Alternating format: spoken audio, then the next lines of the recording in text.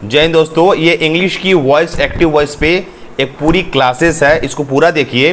ये आपके आगामी किसी भी एग्जाम में जिसमें इंग्लिश पूछता है, छत्तीसगढ़ के किसी भी एग्जाम में इंग्लिश पूछता है, उस पर इससे पक्के नंबर आते हैं। पूरा देखिए वीडियो को, लंबा वीडियो है पर एक एक चीज को डिटेल में इमेज द्वारा समझाया गया है आपको। वीडियो को पूरा देखें, ठीक है। और नए होंगे तो सब्सक्राइब जरूर करें, ठीक है। पूरा देखें और टेलीग्राम को ज्वाइन करें, लिंक दे रहा हूं डिस्क्रिप्शन में, और ऐप का भी लिंक दे रहा हूं। पूरा देखें, पूरा का पूरा, और फ्री टेलीग्राम ग्रुप को जरूर ज्वाइन करें, आपके लिए बहुत फायदेमंद होगा। लिंक आपका डिस्क्रिप्शन में है। ओके, चालू करते हैं। मैं किरण चौरसिया इस वीडियो में आपका स्वागत करती हूँ। सबसे पहले आज हम इस वीडियो में एक्टिव पैसिव के लिए डिस्कशन करेंगे। और आप सब जानते हैं एक्टिव पैसिव वॉइस क्या होता है। हाँ, इसके कुछ रूल्स के बारे में थोड़े से कन्फ्यूजन्स होते रहते हैं, बट आज मैं कोशिश करूँगी इसकी वीडियो के माध्यम से आपके जितने भी कन्फ्यूजन्स हैं उनको मैं दूर कर सकूँ। ये जो आपके सामने इमेज शो हो रहा है उसको देखकर आपके मन में क्या फीलिंग होती है फ्रेंड्स? तो यही मुझे लगता है कि मोस्ट ऑफ द पर्सन के मन में यही फीलिंग होगी क्या, कि ये जो दो पर्सन हैं आपस में एक दूसरे से अपनी फीलिंग को क्या कर रहे हैं, शेयर कर रहे हैं। और जब हम अपनी फीलिंग शेयर करते हैं तो हमें किस चीज़ की नीड होती है, वो है हमारे सेंटेंसेस की, ठीक है। सेंटेंसेस तो कई टाइप्स के होते हैं फ्रेंड, और उनके बारे में आपने डिटेल्स में पढ़ा भी होगा। बट अगर हम बात करते हैं मेनली कि हमारे लाइफ में मेनली टू टाइप्स के डेली लाइफ में, आई मीन टू से कि डेली यूज़ में हम टू टाइप्स के सेंटेंसेस का यूज़ जनरली करते हैं। फर्स्ट जो सेंटेंसेस हैं वो हमारे इस तरह से हैं, लाइक मैं बहुत अच्छा हूँ, तुम एक टीचर हो, वह बहुत बीमार है, तुम बहुत इंटेलिजेंट हो। एक तो ये इस टाइप के सेंटेंस हो गए। दूसरे जो है हमारे इस तरह के सेंटेंसेस लाइक खाना पीना, हंसना बोलना, ऐसे वर्ड्स हमारे सेंटेंसेस में जब आते हैं तो हम उसके उन्हें हम वर्ब वाले सेंटेंसेस कहते हैं, ठीक है ना। तो फ्रेंड्स, आपने क्या सोचा है कि इस तरह के जब हम सेंटेंसेस यूज़ करते हैं जिसमें वर्ब वाले वर्ड का यूज़ ज़्यादा होता है, लाइक मैं खा रहा हूँ, मैं जा रहा हूँ, मैं नाच रहा हूँ, मैं खेल रहा हूँ, तो क्या आपने कभी सोचा है कि क्या ये जो हैं खेलने का, खाने का, पीने का, सोने का, ये जो टाइम, ये जो काम हुआ कब हुआ, इसका कोई डिफाइन मतलब कि कोई रूल है जिससे आपको पता चल सके कि आपने जो काम किया वो कब किया? जी हाँ, उसके लिए पहले तो कन्फ्यूज़न था, बहुत सारे कन्फ्यूजन्स थे कि पता नहीं कि ये जो हम खेल रहे हैं, पढ़ रहे हैं, ये कौन से टाइम में हुआ, इसको हम कैसे डिफ़ाइन करें, कैसे इंग्लिश में उसको बोले, ठीक है। तब क्या हुआ, हमने किसकी डिस्कवरी की? हमने की टेंसेस की डिस्कवरी, ठीक है, जो कि हमें बतलाता था कि कौन सा चीज़ या कौन सा कार्य कौन से समय पे हुआ है, ठीक है। लाइक हमने क्या किया, टेंसेस का हेल्प लिया। अब ये टेंसेस क्या होते हैं? टेंसेस मीन्स हिंदी में आप सबने पढ़ा है काल, और काल जो होते हैं वो थ्री टाइप्स के होते हैं, लाइक वर्तमान काल, भूतकाल, भविष्य काल, ठीक है। अगर हिंदी की बात करते हैं तो इंग्लिश की बात करते हैं तो थ्री टाइप के sentences, first one is present tense, second one is past tense and third one is future tense, ठीक है। तो प्रेजेंट टेंस हमको क्या बतलाता है? प्रेजेंट टेंस हमको यही बतलाता है कि कोई भी काम वर्तमान समय में सामान्य रूप से हो रहा है, उसको हम क्या बोलते हैं? प्रेजेंट टेंस बोलते हैं, ठीक है। अगर पास्ट टेंस की बात करते हैं तो पास्ट टेंस हमें ये बताता है कि कौन सा काम पास्ट में हुआ है, भूतकाल में हुआ है, उससे हम क्या डिफाइन कर पाते हैं कि ये पास्ट टेंस का सेंटेंस है। अगर कोई भी सेंटेंस हमें ये बतला रहा है कि ये काम कल होगा या आने वाले समय में होगा, तो उसे हम क्या बोलेंगे?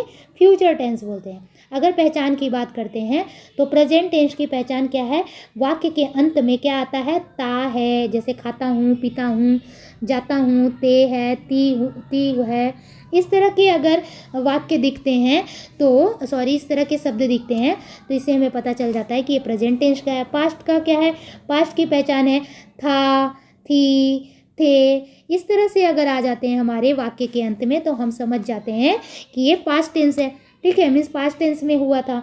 अगर वाक्य के अंत में गा, गी, गे, इस तरह के शब्द दिख जाएं तो हम समझ जाते हैं कि ये हमारा क्या है? फ्यूचर टेंस है। तो फ्रेंड्स, अगर देखा जाए तो हम तो खुशियाँ मनाने लगे कि चलिए एटलीस्ट कम से कम टेंसेस के हेल्प से हमें क्या पता चल गया कि हम जो कार्य कर रहे हैं वो कौन से समय में और कब हो रहा है। बट क्या हुआ कि एक बार किसी ने सुना क्या एक बच्चे ने कहा मैं क्रिकेट खेलता हूँ, दूसरे बच्चे ने कहा क्रिकेट खेला जाता है मेरे द्वारा। अब सामने वाले को कन्फ्यूज़न हो गई कि ये दोनों बातें तो बिल्कुल सेम ही कर रहे हैं, बट कहने का इनका तरीका अलग है, अपना विचार को प्रस्तुत करने का दोनों का तरीका अलग है, लेकिन अर्थ तो एक ही है। इट मीन्स कि अभी भी हमारी कन्फ्यूज़न दूर नहीं हुई थी, अभी भी हम प्रॉपर वे से अपनी आवाज़ को, अपने विचार को सही रूल का फॉलो करते हुए एक्सप्लेन करने में एबल नहीं थे, है ना। तो अपने किसी भी विचार को बिल्कुल पूरे ग्रामेटिकल वे से अगर हमें कहना है तो हम कौन से रूल का फॉलो करें, कौन सा रूल अपनाएं जिससे कि हम एक ही वाक्य को डिफरेंट भी तरीके से कह सकें और सही सही कह सकें। तो उसके लिए हमें क्या करना पड़ा, हमें लेना पड़ा हेल्प एक्टिव पैसिव वॉइस की। ठीक है, इट मीन्स अगर देखा जाए तो हमें वॉइस मीन्स आवाज़ की हेल्प लेनी पड़ी कि एक बच्चे ने कैसी आवाज़ में बोला और दूसरे बच्चे ने उसी वाक्य को कौन सी आवाज़ में बोला। ठीक है, उस पे ज़्यादा फोकस किया। तो उससे क्या निकल के आया कि वॉइस जो होते हैं वो 2 टाइप्स के मेनली होते हैं। First one is active voice and second one is passive voice. अब ये एक्टिव वॉइस क्या है एंड पैसिव वॉइस क्या है, तो सबसे पहले जो मेन चीज़ है वो मैं आपको बतला दूं कि जो हमारा एक्टिव वॉइस था वो फॉलो करता था टेंसेस के रूल को मेनली, और हम जानते हैं कि जो टेंसेस के रूल होते हैं वो मेनली किस पे फोकस करते हैं, हमारे सब्जेक्ट पे। मीन्स जो हमारे वाक्य का किंग जो होता है वो कौन होता है टेंसेस में, सब्जेक्ट। तो हमने पहले ही बतलाया कि टेंसेस जो है वो उसमें एक्टिव पैसिव के जो सेंटेंस होते हैं वो टेंसेस के रूल को फॉलो करते हैं। बट अगर बात आती है हमारे दूसरे वॉइस पैसिव, मतलब एक ही वाक्य को जब हम दूसरे तरीके से बोलते हैं तो उसमें जो राजा होता था वो जो हमारे पहले वाले सेंटेंस में राजा होता था वो जाके दूसरे वाक्य में दूसरे तरीके से जब हम अपने भाव को प्रस्तुत करते थे तो उसमें वो जाके रंक बन जाएगा, जो पहले रंक था वो यहाँ के राजा बन जाएगा। आई मीन टू से आई एम जस्ट किडिंग, मैं जस्ट ये बतलाना चाह रही थी कि हमारे जो एक्टिव वॉइस में क्या था, सब्जेक्ट था, वो पैसिव वॉइस में जाके क्या बन जाएगा, ऑब्जेक्ट बन जाएगा। क्लियर। और जो हमारा सब्जेक्ट यहाँ पे है वो पैसिव वॉइस के क्या आ जाएगा, स्टार्टिंग में आ जाएगा। क्लियर, आगे बातें समझ में। ठीक है, उसके बाद हम चलते हैं एक्टिव वॉइस और पैसिव वॉइस के डेफिनेशन की ओर। ठीक है, in active sentences, see here, in active sentences the subject is active और the subject perform the action. It means कि एक्टिव वॉइस में जो हमारा एक्टिव वॉइस होता है उसमें सब्जेक्ट मेनली एक्टिव होता है, जो भी परफॉर्म होते हैं, जो भी एक्शन होता है वो सब्जेक्ट पे फोकस होता है। लाइक यहाँ पे अगर एग्जाम्पल की बात करें तो देखिए क्या दिया, the cow is eating grass, means गाय जो है वो घास खा रही है। ठीक है, तो कौन घास खा रही है, जोर किस पे दिया जा रहा है, काऊ पे। काऊ घास खा रही है, अब काऊ ही नहीं है तो कौन घास खा रहा है नहीं पता चलेगा हमको, है ना। इट मीन्स कि सब्जेक्ट पे फोकस किया गया। क्लियर। अब हम आते हैं हमारे पैसिव वॉइस के डेफिनेशन में। यहाँ पे पैसिव वॉइस में क्या होता है कि इन पैसिव सेंटेंसेस, पैसिव वाक्यों में subject is no longer active. Mind it here कि यहाँ पे सब्जेक्ट ज़्यादा एक्टिव नहीं होता है, यहाँ पे subject act upon by the verb के द्वारा एक्टेड होता है। इट मीन्स कि सब्जेक्ट जो होता है पैसिव वॉइस में क्या बन जाता है, ऑब्जेक्ट बन जाता है। लाइक अगर एग्जांपल की बात करते हैं तो सेम सेंटेंस जो अभी आपने एक्टिव वॉइस में पढ़ा था, अगर उसी सेंटेंस को अगर हम पैसिव वॉइस में लाते हैं तो क्या बन जाएगा, grass is being eaten by the cow. पहले क्या पढ़ा था, grass is eating by the cow, sorry पहले क्या पढ़ा था, the cow is eating the grass, है ना। बट यहाँ पे आपका क्या हो जाएगा, जो ग्रास था आपका ऑब्जेक्ट वही आपका यहाँ बन जाएगा सब्जेक्ट, और काउ जो है आपका क्या बन गया यहाँ पे, ऑब्जेक्ट। क्लियर। अब हम आते हैं कुछ बेसिक से हमारे रूल्स हैं अगर किसी भी एक्टिव सेंटेंस को आपको पैसिव में कन्वर्ट करना है। फर्स्ट ऑफ ऑल आपको जो भी सेंटेंस है उसमें 3 थिंग्स, कौन कौन से 3 थिंग, एस वी वो ओ। अब क्या है S V O, S V O एक फॉर्मूला है किसी भी सब सेंटेंस को एक्टिव वॉइस का है कि पैसिव वॉइस का है पहचानने का। हमको 3 थिंग्स नीड्स होती है सेंटेंस बनाने के लिए, सब्जेक्ट वर्ब एंड ऑब्जेक्ट। इन तीनों की पहचान अगर हम करना सीख गए तो हम किसी भी सेंटेंस को आसानी से पहचान लेंगे कि कौन सा सब्जेक्ट है कौन सा ऑब्जेक्ट है। ठीक है, सॉरी कौन सा एक्टिव वॉइस का है, कौन सा पैसिव वॉइस का है। अब दूसरा रूल ये बतलाता है कि convert the object into subject. जब आपको कोई भी एक्टिव को पैसिव में चेंज करना है तो जो हमारा एक्टिव वॉइस के सेंटेंस में सब्जेक्ट है उसको किस में कन्वर्ट कर देना, पैसिव वॉइस के सब्जेक्ट में, ठीक है। उसके बाद हमको कुछ हेल्पिंग वर्ब की ज़रूरत पड़ती है हमारे पैसिव वॉइस में, ठीक है। उसके बाद साथ ही हमें जो हेल्पिंग वर्ब लगाना पड़ता है वो किसके अनुसार चलता है, हमारे दिए हुए ऑब्जेक्ट के अनुसार, ठीक है। एक्टिव वॉइस में हम क्या करते थे, सब्जेक्ट के अनुसार लगाते थे, बट यहाँ पे चूंकि ऑब्जेक्ट ही हमारा सब्जेक्ट बन गया है तो हम उस ऑब्जेक्ट जो कि अब सब्जेक्ट बन गया उसके अनुसार हम हेल्पिंग वर्ब का यूज़ करेंगे, ठीक है। उसके बाद अगर हम बात करते हैं जब हम हेल्पिंग वर्ब के बाद जब मेन वर्ब लगाते हैं तो मेन वर्ब जो ऑलवेज होता है सेंटेंसेस का, चाहे वो कोई भी टाइप हो, जितने भी आपने 3 टाइप्स के सेंटेंसेस पढ़े हैं और उन तीनों 3 टाइप ऑफ सेंटेंसेस के 4 डिफरेंट टाइप्स हैं, इन सब में से किसी की भी बात करें तो हम देखते हैं कि यहाँ पे वर्ब का ऑलवेज V3, इट मीन्स कि वर्ब का third form of the form use होता है, ठीक है। और जब हम मेन वर्ब का थर्ड फॉर्म लगा लेते हैं उसके बाद हम यूज़ करते हैं क्या, एक प्रीपोजिशनल वर्ड, और वो कौन सा प्रीपोजिशनल वर्ड है, बाई। क्या है, बाई। इसके बाद हम लास्ट में जो हमारा एक्टिव वॉइस में सब्जेक्ट हुआ करता था वो यहाँ पे आकर क्या बन जाएगा, ऑब्जेक्ट बन जाएगा। Clear, okay. कुछ और रूल्स हैं वो भी मैं आपको क्लियर कर देती हूँ। जब हमारे एक्टिव वॉइस के सेंटेंस में अगर कोई भी पर्सनल प्रोनाउन सब्जेक्ट का काम कर रहा हो तब हमें क्या करना पड़ेगा, जैसे लाइक हमारा कोई भी एक्टिव वॉइस का सेंटेंस है और उसके सब्जेक्ट में इस तरह के वर्ड आपको दिखने, पर्सनल प्रोनाउन के वर्ड्स दिखने को मिल जाए, मी, यू, हर, देम, अस, दिम, इट, हुम, ये हमारे पर्सनल प्रोनाउन है फ्रेंड्स, आपको पता है। तो ये जब पर्सनल प्रोनाउन है, ये जब पैसिव वॉइस में ऑब्जेक्ट जो कि बाद में सब्जेक्ट बन जाता है तो वो किस में कन्वर्ट हो जाएगा, आई में। यू किस में होगा, यू का यू ही रहता है। ही चेंज इन सी, them in them, us in we, him in he, and it as usual you के जैसा ही it का it ही होता है, and whom convert in who, ठीक है। अब अगर बात करते हैं, अगर हमारे एक्टिव वॉइस के स्टार्टिंग में ही पर्सनल प्रोनाउन के इस तरह के वर्ड दिए हैं like I, you, she, they, we, he, it, who, तब क्या करना है, तब उसका जब हम ऑब्जेक्टिव बनाएंगे तब क्या बनेगा हमारा, me, you, her, them, us, him, it, whom, और उसके साथ प्रीपोजिशनल वर्ड बाई लगेगा। क्लियर हो गया। अब हम चलते हैं एक्टिव और पैसिव वॉइस को टेंसेस के साथ मिलकर पढ़ते हैं, ठीक है। आप सब जानते हैं कि जो हमारा फर्स्ट टाइप ऑफ सेंटेंस है सिंपल प्रेजेंट टेंस, जिसको हम प्रेजेंट इंडिफिनिट टेंस भी बोलते हैं, और इसकी पहचान क्या होती है, सब्जेक्ट क्या होती है, सब्जेक्ट प्लस वर्ब का फर्स्ट फॉर्म और एस या E S plus object. Clear है आपको, ठीक है। और क्या लगाते हैं हम कभी कभी सब्जेक्ट के साथ helping verb is, am, are भी लगाते हैं। अगर हम प्रेजेंट इंडिफिनिट की बात करें तो सब्जेक्ट के साथ हेल्पिंग वर्ब क्या लगता है, इज, एम और आर भी लगता है प्लस ऑब्जेक्ट लगता है, ठीक है। तो ये तो हमारी थी बात एक्टिव वॉइस की। लेकिन अगर हम पैसिव वॉइस में उन्हीं एक्टिव वॉइस को कन्वर्ट करना चाहें तो क्या होगा, उसके लिए थोड़े से ग्रामेटिकल्स रूल्स जो होते हैं वो चेंज हो जाते हैं। क्या कि एक्टिव वॉइस में जो आपका सब्जेक्ट है वो यहाँ पे क्या आ जाएगा, ऑब्जेक्ट हो जाएगा, plus helping verb same is, am, are, plus verb का जो पहले फर्स्ट फॉर्म ऑफ वर्ब लगता था वो यहाँ पे आपका V3 हो जाएगा। इसके बाद आपका प्रीपोजिशनल वर्ड बाई, और प्लस जो आपका पहले क्या था जो सब्जेक्ट था वो यहाँ पे आके क्या बन जाएगा, ऑब्जेक्ट बन जाएगा। इट मीन्स ये ऑब्जेक्ट यहाँ पे शो हो रहा है बट यहाँ पे ये सब्जेक्ट बन जाएगा, और यहाँ पे क्या हो जाएगा, यहाँ पे जो आपका यहाँ पे सब्जेक्ट एक्टिव वॉइस में सब्जेक्ट था वो यहाँ आके ऑब्जेक्ट बन जाएगा। क्लियर हुई बातें, ओके। तो अब देखते हैं, हम एग्जाम्पल से चलते हैं तो ज़्यादा आपको क्लियर होगा।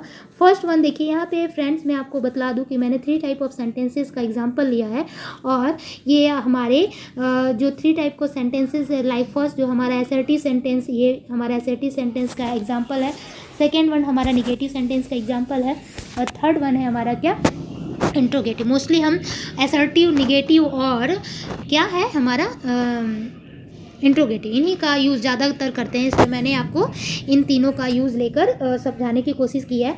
फर्स्ट वन, अगर असर्टिव सेंटेंस की बात करते हैं इन एक्टिव वॉइस में, तो क्या है, he lights the candle, it means subject plus verb का first form plus SES and object लगा है। क्लियर आपको शो हो रहा है? अगर आपने टेंसेस पढ़े हैं तो आपको ये समझ में आ रही होंगी, ठीक है।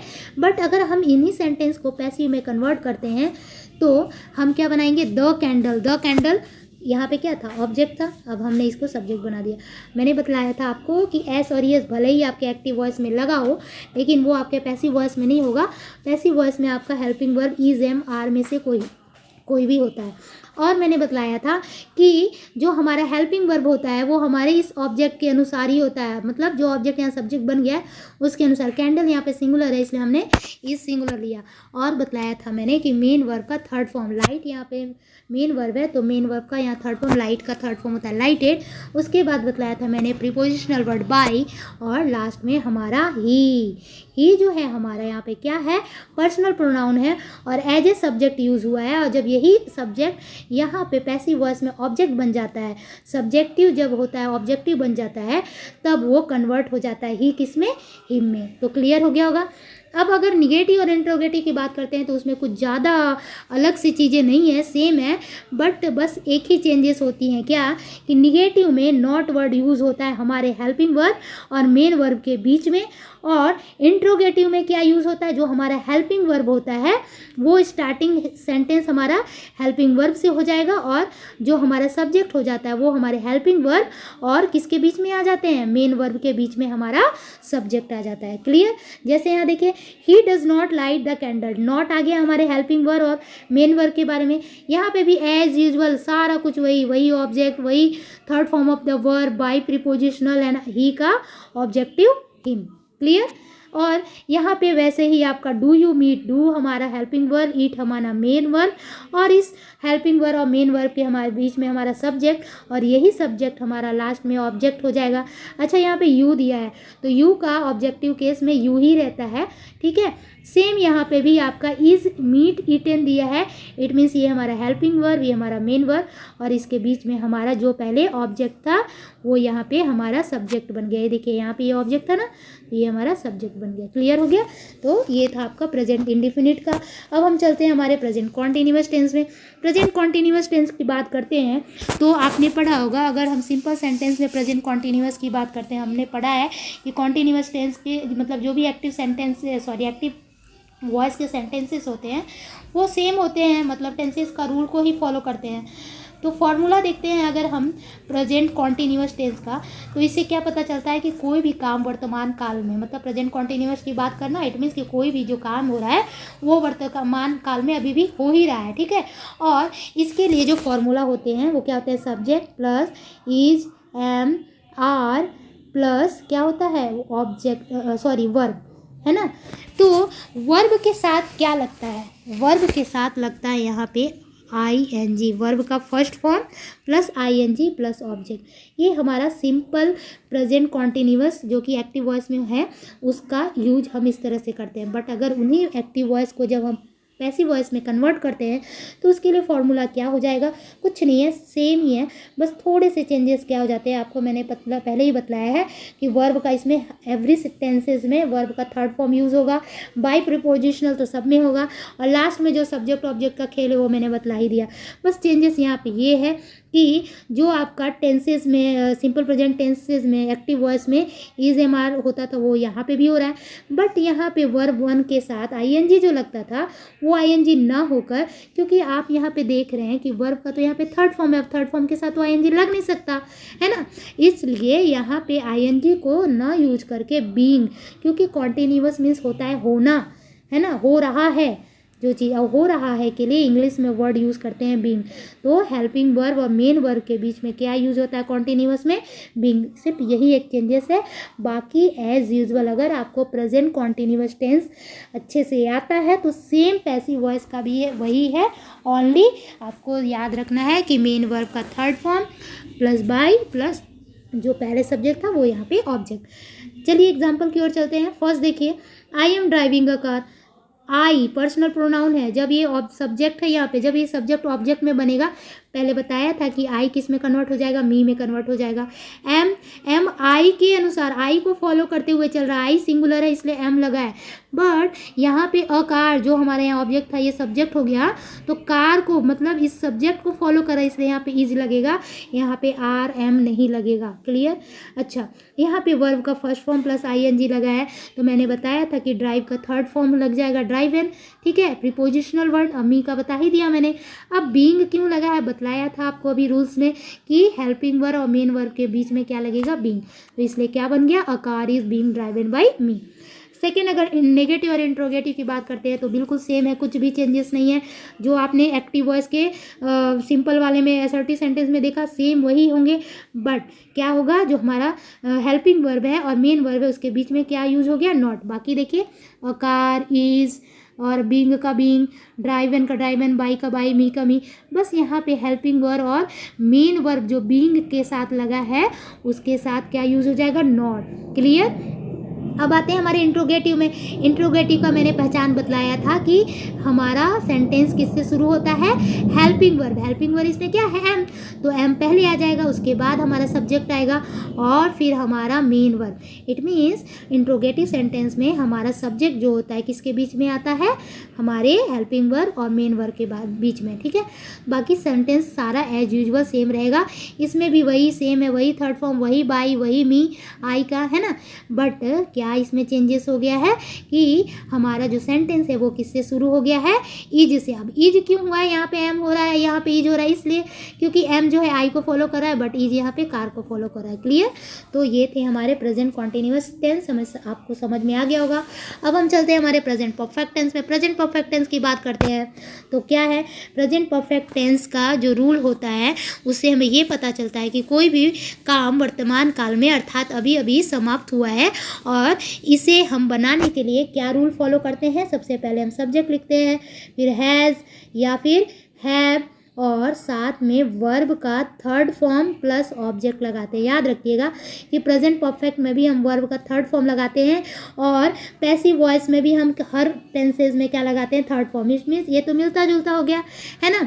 अब हैज़ हैव का क्या खेल है, तो हैज़ सिंगुलर के लिए आई के लिए और वी के लिए और यू के लिए, याद रखिए इनके साथ हम ऑलवेज क्या यूज़ करते हैं, हैव।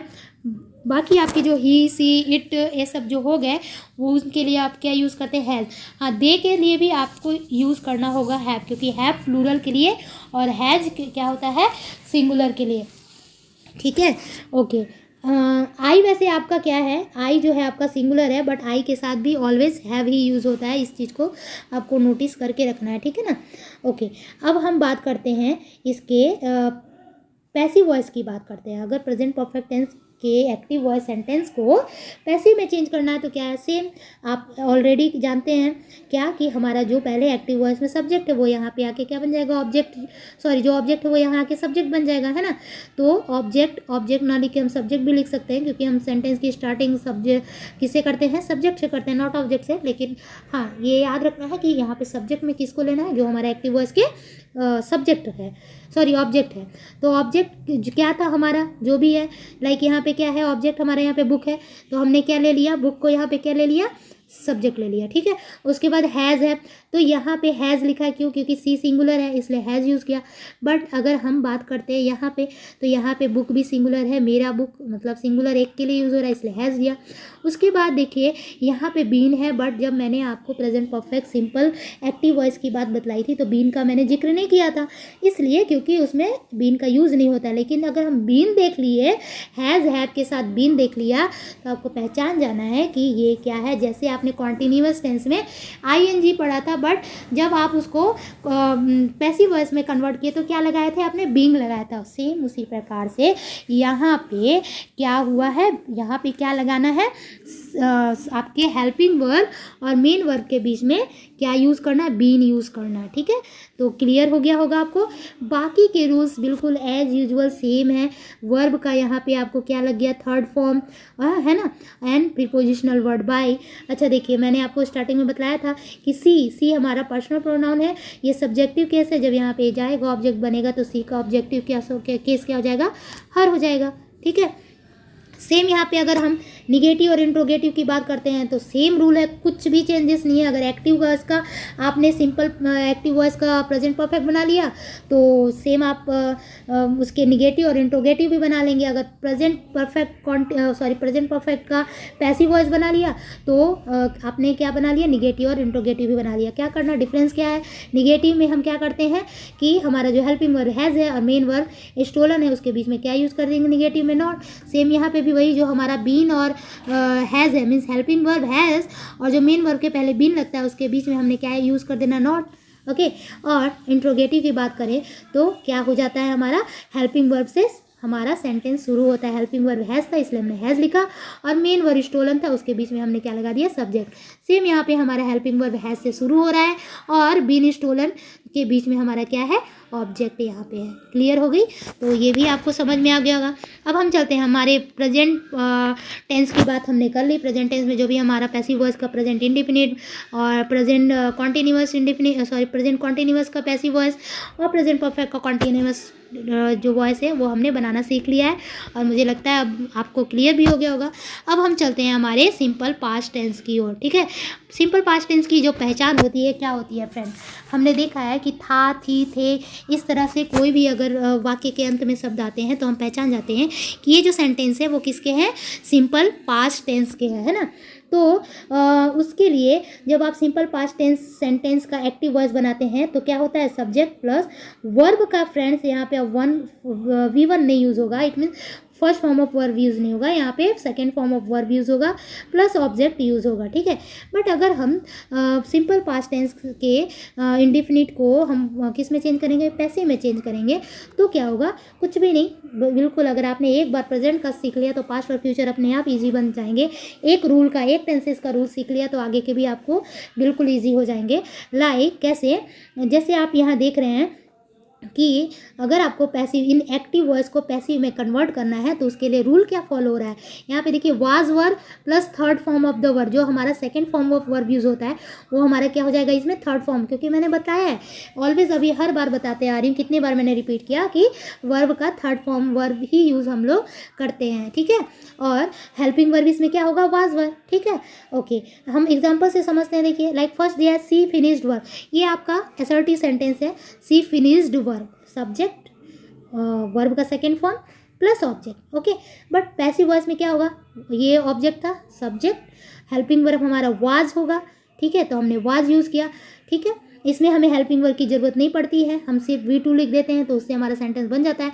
बट इसमें हमें हेल्पिंग वर्ब वाज और वर्ब की ज़रूरत पड़ती है, तो ये सिंगुलर था इसलिए हमने वाज लगाया।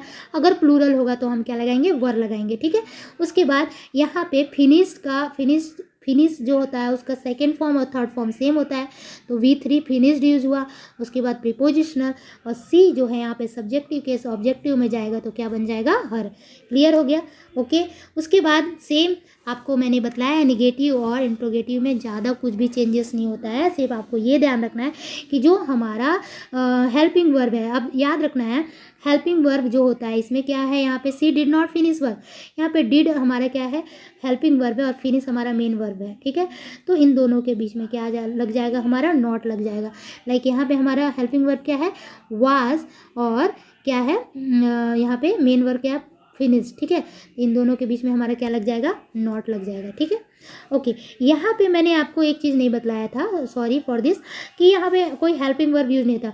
अगर हमें हेल्पिंग लगाना पड़ा पास्ट टेंस में तो हम क्या, कौन सा, डू और डज का पास्ट टेंस क्या हो जाता है, हम आपने देखा होगा कि हम प्रेजेंट में क्या यूज़ करते थे, डू या फिर डज यूज़ करते थे। तो डू और डज जो होते हैं प्रेजेंट में यूज़ होते हैं, बट अगर पास्ट की बात करें तो इनका क्या बन जाता है, डिड बन जाता है। तो याद रखिएगा, डिड इसलिए आया है क्योंकि ये पास्ट टेंस है। ठीक है, तो हेल्पिंग वर्ब डिड और मेन वर्ब के बीच में क्या लग गया, नॉट। सेम यहाँ हेल्पिंग वर्ब वाज था और मेन वर्ब फिनिश था, तो इसके बीच में क्या लग गया, नॉट। ठीक है, उसी प्रकार आपको मैंने इंट्रोगेटिव अगर बनाना है तो क्या करना है, इसी को क्या करना है, डिड को हेल्पिंग वर्ब को पहले और मेन वर्ब को बीच में, और इन दोनों के बीच में हमें क्या लाना है, सेंटेंस जो हमारा सब्जेक्ट है उसको लाना है। क्लियर, तो वैसे ही passive verb did she finish work, इसका क्या बन जाएगा, was work finish by her. तो मुझे लगता है ये भी आपको अब क्लियर हो गया होगा। अब हम हमारे पास्ट कॉन्टिन्यूअस टेंस की ओर आते हैं। पास्ट कॉन्टिन्यूस टेंस, जैसे कि आपने कॉन्टिन्यूस में पढ़ा होगा, प्रेजेंट कॉन्टिन्यूस में कि कोई भी काम क्या हो रहा है ना, अभी हो ही रहा है, ख़त्म नहीं हुआ है, तो हम उसे क्या कहते हैं कि ये हमारा प्रेजेंट कॉन्टिन्यूस का टेंस है। बट अगर हम बात करते हैं हमारे पास्ट कॉन्टिन्यूस टेंस की, तो उसकी जो पहचान होगी वो क्या होती है, तो उसके लिए मैं आपको बतलाती हूँ कि जो हमारा कॉन्टिन्यूस टेंस है उसके लिए हम जब लिखते हैं सेंटेंसेस, जो रूल होता है उसके लिए हम क्या करेंगे, सब्जेक्ट है ना, subject plus 1 minute, subject plus was वर और प्लस क्या लगाएंगे, V1 प्लस ING। कॉन्टिन्यूस है, कॉन्टिन्यूस की पहचान ही होती है वर्ब के फर्स्ट फॉर्म के साथ क्या लगती है, ING एंड प्लस ऑब्जेक्ट। ये पहचान है हमारे किसके, पास्ट कॉन्टिन्यूस टेंस की। ठीक है, ये तो हो गई एक्टिव वॉइस की बात। जब हम इसी एक्टिव वॉइस को पैसिव वॉइस में कन्वर्ट करेंगे तो क्या होगा, हमारा जो सब्जेक्ट था वो ऑब्जेक्ट यहाँ पे सब्जेक्ट बन जाएगा पैसिव वॉइस में, और इस ऑब्जेक्ट के साथ हम क्या लगाएंगे, हेल्पिंग वर्ब यहाँ पे वाज वर, और आपने कॉन्टिन्यूस प्रेजेंट कॉन्टिन्यूस में पढ़ा होगा कि हम वहाँ पे V1 ING नहीं लगाएंगे क्योंकि हमें यहाँ V3 यूज़ करना है, तो V3 लगाने के कारण हम वहाँ पे भी क्या लगाते थे, बींग लगाते थे, और यहाँ पे भी क्या लगाएंगे, बींग। बाकी same as usual by plus last में हमारा जो भी पहले ऑब्जेक्ट था वो यहाँ पे सब्जेक्ट बन जाएगा। क्लियर, एग्जाम्पल से चलते हैं, क्लियर करते हैं। लाइक फर्स्ट देखिए, he was revising his book, और यहाँ पे क्या रहा है, his book were being revise by him. क्या मुझे लगता है अब समझ में आ रहा है आपको धीरे धीरे। लाइक यहाँ पे ही है subject, was helping verb and revising main verb, and his, यहाँ देखिए रिवाइज V1 है और ING लग गया तो रिवाइजिंग, एंड हिज बुक ये उसका क्या है, ऑब्जेक्ट है। क्लियर, बट जब इसी को हम पैसिव वॉइस में चेंज करेंगे तो क्या बन जाएगा, ही का सॉरी जो यहाँ पे हिज बुक है जो कि यहाँ पे ऑब्जेक्ट है वो हमारे यहाँ सब्जेक्ट बन गया। हेल्पिंग वर्ब यहाँ वाज था क्योंकि हमने इसको देख कर लगाया था ही को, बट यहाँ पे हिज बुक उसका बुक्स, अब बुक्स को लगा के, बुक्स यहाँ पे प्लूरल है तो हम इस बुक्स को देख कर लगाएंगे, क्या बुक्स हमारा प्लूरल है तो हमारा हेल्पिंग वर्ब यहाँ पे वाज से हटकर क्या हो जाएगा, वर हो जाएगा। और बीइंग, बीइंग क्यों लगाएंगे, क्योंकि ये कॉन्टिन्यूअस का है, हमें पता है यहाँ पे हम V1 नहीं लगा सकते पैसिव में, इसलिए बीइंग लगाया। और रिवाइज का थर्ड फॉर्म होता है रिवाइज, और उसके साथ प्रीपोजिशनल वर्ड बाई और हिम लगाया। तो ये क्लियर हो गया, ये असर्टिव सेंटेंस का टाइप था और ये एक्टिव वॉइस का था और ये पैसिव वॉइस का था। ठीक, अब अगर हम बात करते हैं एक्टिव वॉइस के निगेटिव सेंटेंस की, तो he was not revising his book, as usual वही है कि आपका हेल्पिंग वर्ब और मेन वर्ब के बीच में नॉट लग गया।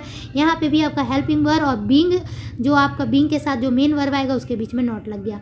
अगर हम इंट्रोगेटिव सेंटेंस की बात करें, was he revising his book and were his book being were his book being revised by him, तो यहाँ पे भी आपका इंट्रोगेटिव की पहचान क्या है बताया मैंने कि हेल्पिंग वर्ब से सेंटेंस शुरू हो जाते हैं और बीच में आपका हेल्पिंग वर्ब और मेन वर्ब के बीच में क्या आ जाता है, सब्जेक्ट आ जाता है, तो यहाँ पे है।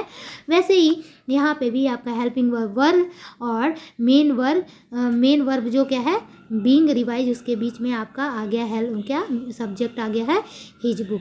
क्लियर, तो ये भी आपको क्लियर हो गए होंगे। अब हम चलते हैं हमारे पास्ट परफेक्ट टेंस की ओर। पास्ट परफेक्ट टेंस की अगर हम बात करते हैं तो पास्ट परफेक्ट टेंस से बोध क्या होता है कि कोई भी काम भूतकाल में हुआ था, थी, थे, इस तरह से आता है तो उसको हम क्या बोलते हैं, पास्ट परफेक्ट टेंस।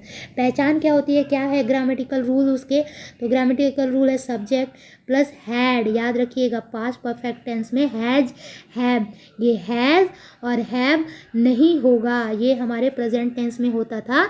यहाँ पे क्या होगा, subject plus had, HAD had plus verb का थर्ड फॉर्म और कौन सा V, क्योंकि आपने perfect tense present perfect tense में भी पढ़ा था कि V3 होता है और ये हमारे पास्ट परफेक्ट में भी V3 होगा। क्लियर, तो ये है हमारे एक्टिव वॉइस के सेंटेंस। बट अगर हम पैसिव वॉइस चेंज करेंगे तो कुछ भी नहीं है, जो सब्जेक्ट था वो यहाँ पे क्या हो जाएगा, object plus had plus been आएगा, याद रखिएगा क्योंकि आपने प्रेजेंट परफेक्ट टेंस में भी पढ़ा था हैज हैव के साथ ऑलवेज बीन वर्ड यूज होता है और वर्ब का third form plus by prepositional word and plus last में जो भी आपका ऑब्जेक्ट था वो यहाँ पे सब्जेक्ट बन जाएगा। एग्जाम्पल से क्लियर करते हैं इसको, चलिए। लाइक फर्स्ट वन देखिए, यहाँ पे भी एज यूजुअल मैंने आपके लिए असर्टिव, निगेटिव और इंट्रोगेटिव लेकर आई हूँ। असर्टिव की बात करते हैं, असर्टिव के एक्टिव वर्ड्स की। I had completed the assignment, है ना। तो असाइनमेंट यहाँ पे क्या था हमारा ऑब्जेक्ट, तो ये सब्जेक्ट हो गया। हैड हमारा क्या है, हेल्पिंग वर्ब, हमने हैड लगाया क्योंकि इसमें भी हेल्पिंग वर्ब हैड लगता है। हैड के साथ हेल्पिंग वर्ब के साथ और क्या लगता है, बीन, तो हमने बीन लगाया। कंप्लीट का थर्ड फॉर्म कंप्लीटेड और सेकंड फॉर्म भी कंप्लीटेड ही होता है, इसलिए हमने कंप्लीटेड लगाया। और प्रीपोजिशनल वर्ड बाय, अब मी कहाँ से आया, तो मी हमारे यहाँ पे सब्जेक्टिव केस में आई पर्सनल प्रोनाउन है, जब इसको ऑब्जेक्टिव केस में लाएंगे तो ये क्या हो जाएगा, मी हो जाएगा। क्लियर। और एज यूजुअल आपके इंट्रोगेटिव और निगेटिव में कुछ भी वही, कोई चेंजेस नहीं, सिर्फ नॉट और हेल्पिंग वर्ब स्टार्टिंग में उतने ही का गेम है। क्या है कि आपको नॉट जो है निगेटिव में जो आपका हेल्पिंग वर्ब और मेन वर्ब के बीच में लिखना है। देखिए यहाँ पे लिखा है कि नहीं, यस लिखा है यहाँ पे। हैड जो हमारा हेल्पिंग वर्ब है, अब बीन कंप्लीटेड मेन वर्ब के बीच में क्या लिखा है, नॉट लिखा है। ठीक है। यहाँ पे अगर इंट्रोगेटिव की बात करते हैं तो हैड हमारा हेल्पिंग वर्ब है और मेन वर्ब कंप्लीटेड, इन दोनों के बीच में कौन यूज हो रहा है, सब्जेक्ट। यही तो रूल है ना इंट्रोगेटिव सेंटेंस की। उसके बाद अगर हम बात करते हैं यहाँ पे, तो यहाँ पे भी देखिए हैड हमारा क्या है, हमारा है हेल्पिंग वर्ब और बीन कंप्लीटेड मेन वर्ब और उसके बीच में क्या हमारा सब्जेक्ट असाइनमेंट। क्लियर। तो ये थे हमारे किसके थे, पास्ट परफेक्ट टेंस के। अब हम आते हैं हमारे सिंपल फ्यूचर टेंस के। फिर सिंपल फ्यूचर टेंस की बात करते हैं तो उसकी पहचान क्या होती है सिंपल फ्यूचर टेंस की, चलिए मैं बतलाती हूँ आपको। फ्यूचर टेंस से हमें ये पता चलता है कि कोई भी काम भविष्य काल में होगा, मीन्स लास्ट में क्या आता है, पहचान क्या होती है, गा, गी, गे, इस तरह से आते हैं। अगर इसके ग्रामेटिकल रूल की बात करते हैं तो पहले आता है सब्जेक्ट प्लस, जैसे आपने परफेक्ट में हैज़ है पढ़ा तो इसमें शैल या फिर विल और साथ में वर्ब का फर्स्ट फॉर्म प्लस ऑब्जेक्ट, ये इसकी पहचान है। क्लियर हो गई। बट अगर हम इसके पैसिव वॉइस की बात करते हैं तो जो हमारा सब्जेक्ट था वो यहाँ पे क्या बन जाए, जो हमारा ऑब्जेक्ट था वो यहाँ पे आके,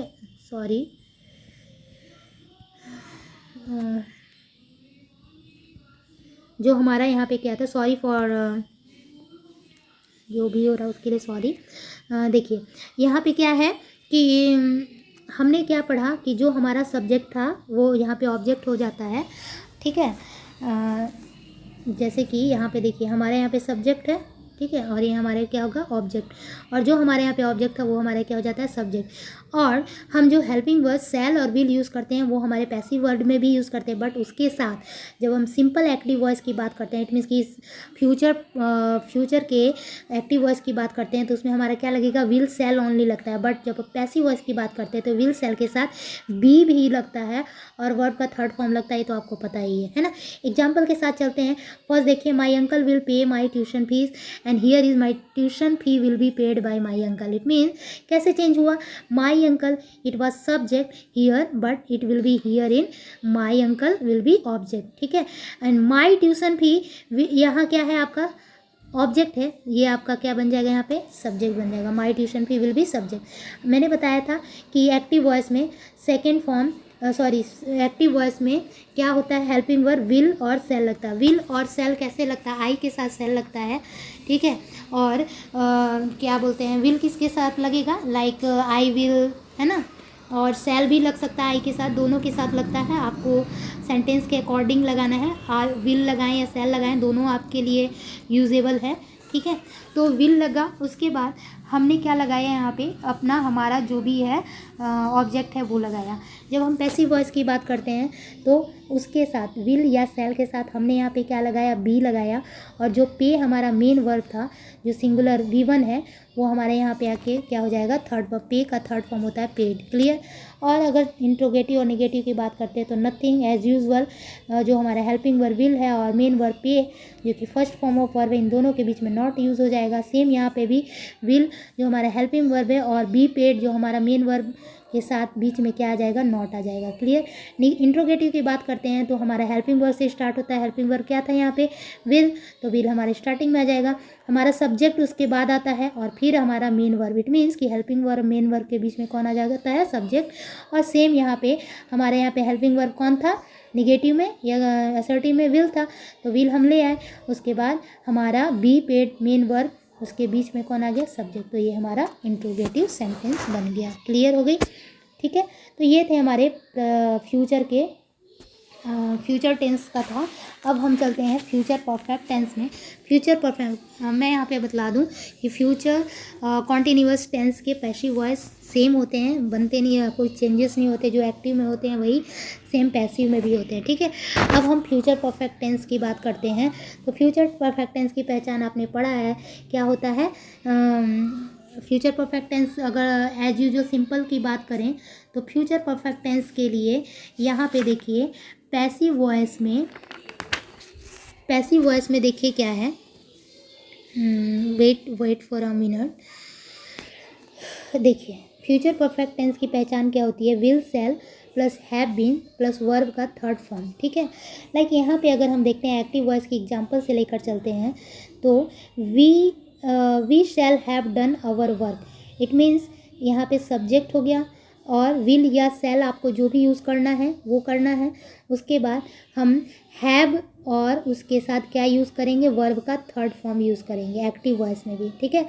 जब पैसिव वॉइस में उसको कन्वर्ट करेंगे तो उसके साथ हमें क्या लगाना होगा, क्योंकि परफेक्ट की बात करिए और परफेक्ट में हमें पता है कि बीन लगता है, ठीक है। तो अगर शैल लगा रहे हैं तो शैल हैव बीन, विल लगा रहे हैं तो will have been.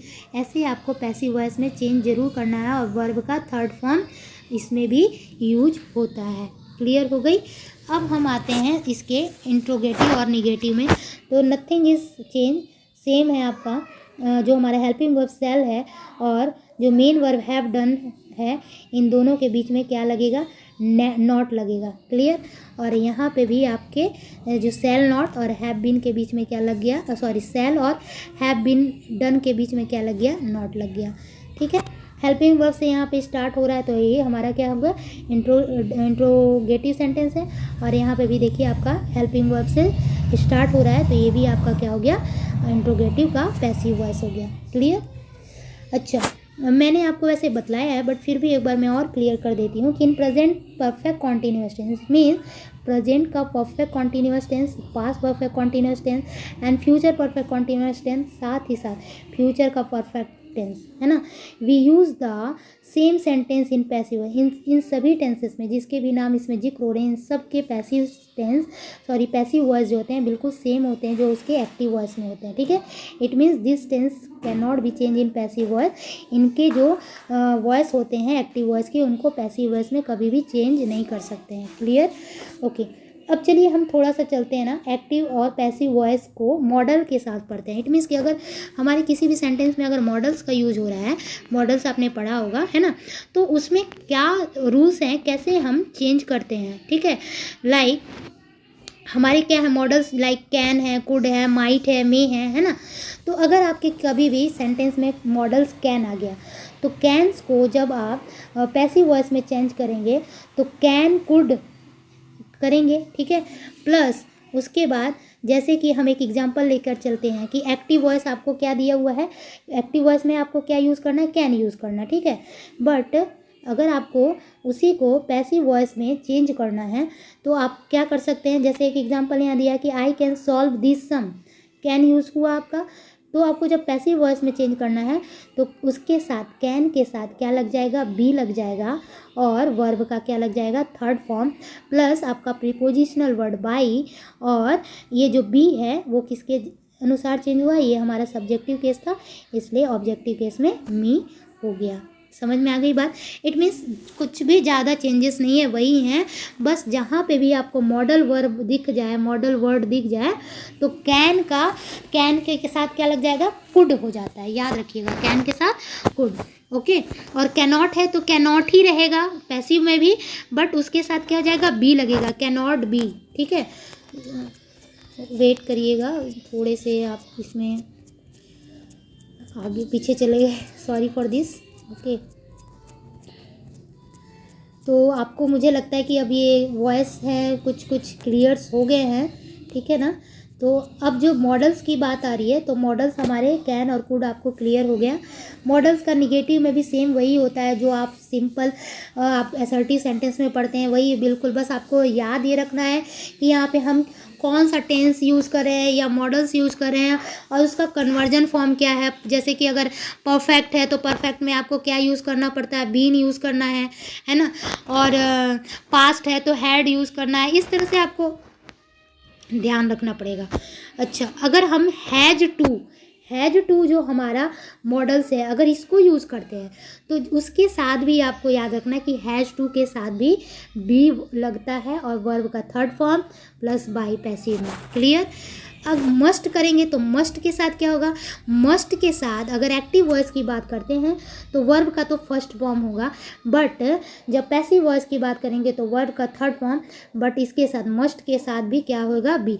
It means कि अभी तक आप देखते आ रहे हैं कि ओके। तो आज की क्लास हम यहीं तक ख़त्म करते हैं और मिलते हैं हमारे मॉडल्स के साथ। इट मीन्स कि पैसिव वॉइस में मॉडल्स का यूज़ कैसे किया जाता है उसके बारे में हम नेक्स्ट क्लास में पढ़ेंगे। तब तक के लिए बाय बाय।